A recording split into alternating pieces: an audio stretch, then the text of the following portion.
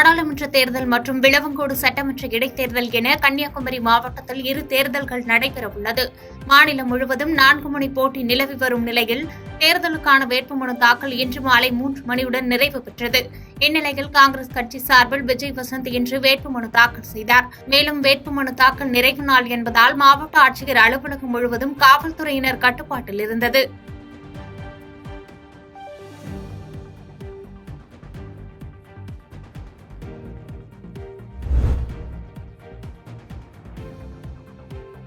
தமிழகத்தில் உள்ள அனைத்து தொகுதிகளுக்கும் வரும் 19ஆம் தேதி ஒரே கட்டமாக தேர்தல் நடைபெறவுள்ளது.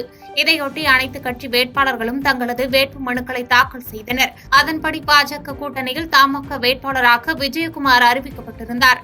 இந்நிலையில் ஈரோடு மாவட்ட ஆட்சியரும் மாவட்ட தேர்தல் அலுவலரான ராஜகோபால் சுங்கராவை சந்தித்து இன்று தனது வேட்புமனுவை தாக்கல் செய்தார்.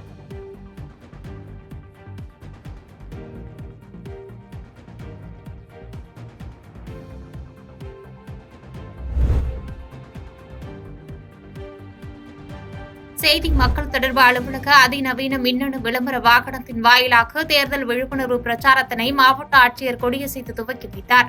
நாடாளுமன்ற தேர்தலில் 100% வாக்களிக்க வேண்டும் என்பதை வலியுறுத்தி நெல்லையில் செய்தி மக்கள் தொடர்பு அலுவலக அதிநவீன மின்னணு விளம்பர வாகனத்தின் வாயிலாக தேர்தல் விழிப்புணர்வு பிரச்சாரத்தினை மாவட்ட ஆட்சியர் கார்த்திகேயன் விழிப்புணர்வு வாகனத்தை கொடியசைத்து துவக்கி வைத்தார்.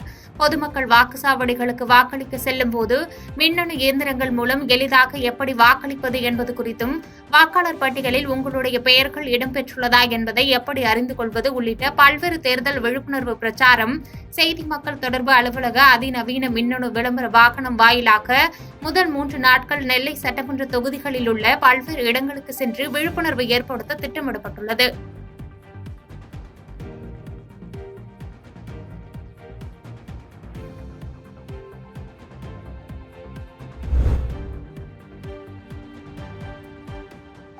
சேலம் மாவட்டம் ஓமலூர் சட்டமன்ற தொகுதிக்குட்பட்ட சர்க்கரை செட்டிப்பட்டி ஊராட்சியில் கடந்த 50 ஆண்டுகளாக முறையான போக்குவரத்து வசதி செய்து கொடுக்கவில்லை என்று கிராம மக்கள் தொடர்ந்து கோரிக்கை விடுத்து வந்தனர். அந்த கோரிக்கைகளை அதிகாரிகளும் மக்கள் பிரதிநிதிகளும் தொடர்ந்து புறக்கணிப்பதாக கூறி கிராம மக்கள் நடப்பு நாடாளுமன்ற தேர்தலை புறக்கணிக்கப் போவதாக அறிவிப்பு செய்துள்ளனர். மேலும் கிராமம் முழுவதும் தேர்தல் புறக்கணிப்பு பேனர்கள் கட்டி வீடுகள் தெருக்களில் கருப்பு கொடி கட்டி வைத்துள்ளனர். தொடர்ந்து கிராம மக்கள் ஒன்று கூடி கிராமத்தின் மையத்தில் நின்று தேர்தலை புறக்கணிப்பதாக கூறி போராட்டம் நடத்தி முழக்கமிட்டதால் பரபரப்பு ஏற்பட்டது.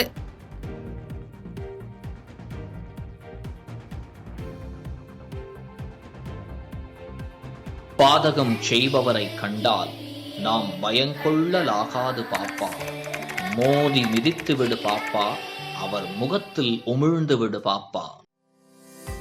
அண்மை செய்திகளை உடனுக்குடன் தெரிந்து கொள்ள இணைந்திருங்கள் இயம்நாடு தொலைக்காட்சியுடன்.